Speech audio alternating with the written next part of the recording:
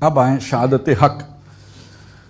یہ شہادت جس کی ذمہ داری آپ پر ڈالی گئی ہے، اس سے مراد یہ ہے. اچھا میں ایک بات آپ کو یہ بتاؤں کہ ڈاکٹر صاحب نے مطلب ایک اصول کے درجے میں یہ بات کہی ہے کہ میری فکر جو ہے نا، وہ میں نے جو بھی میرے اس فکر کے ذرائع ہیں تو ان میں مولانا مودودی اور ابوالکلام آزاد کا انہوں نے اکٹھا ذکر کیا ہوا ہے.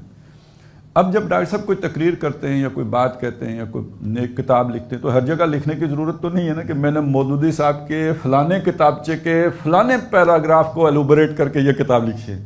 یہ اب آپ کو سمجھ آ رہی ہے نا کہ میری فکر وہاں اس کا میں خوشہ چین ہوں، اس کا مطلب کیا ہے.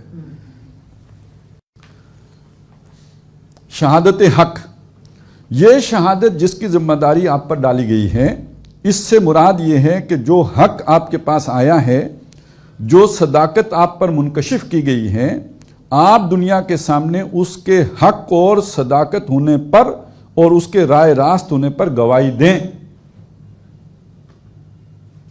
اب یہ نکتہ سمجھ لیں، ہمارے پاس کون سی شہادت آئی ہے جی؟ قرآن مجید.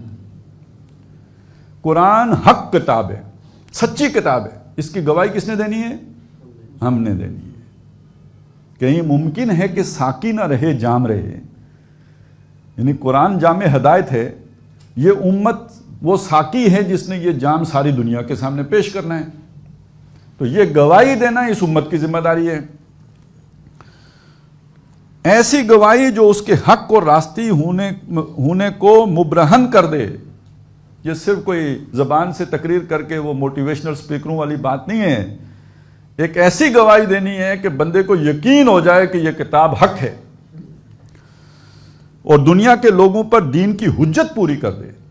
حجت آگے اس کی وضاحت آ جائے گی. حجت کا مطلب یہ ہے کہ حجت کے اصل میں تو حجت دلیل کو بھی کہتے ہیں، لیکن وہ دلیل کہ جو دل پر جا کے یعنی صحیح جگہ تک جس کو رسائی ہو جائے. ایک تو آپ نے تیر چلایا، نشانے پہ نہیں لگا، خطا ہو گیا، تیر تو ہے وہ، لیکن ایک تیر وہ ہے جو کارگر ہے کہ ٹھیک نشانے پہ جا کے بیٹھا ہے. تو اسی طرح آپ کی بات کرنے کا مقصد کسی کے دل پر اثر کرنا ہے تو وہ بات جو سیدھی دل پر جا کے لگے، ہم کہتے ہیں گل وج گئی، تو وہ وجنے والی بات جو ہے اس بات کو ہم حجت کہیں گے.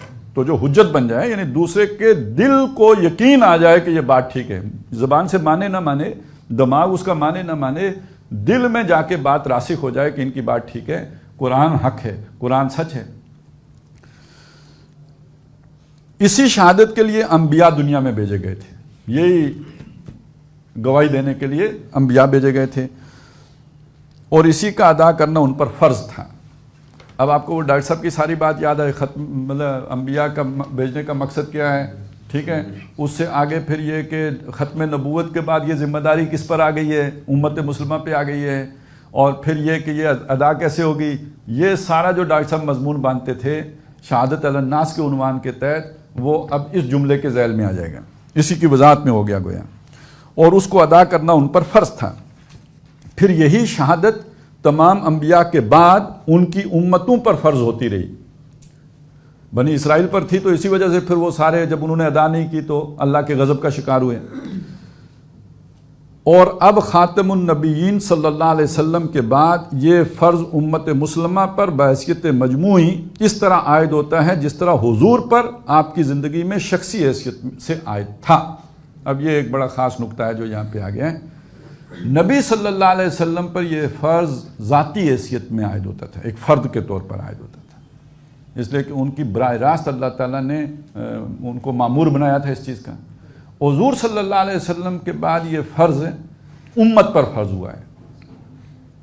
کوئی فرد یعنی جسے کہتے ہیں نا میں کہوں کہ حضور کا فرض میرے پر آ گیا ہے، یہ بات ٹھیک نہیں ہے. امت پر آیا ہے، میں امت کا فرد ہوں اور امت کا فرد ہونے کی حیثیت سے مقدور بر میں کوشش کرنے کا مکلف ہوں.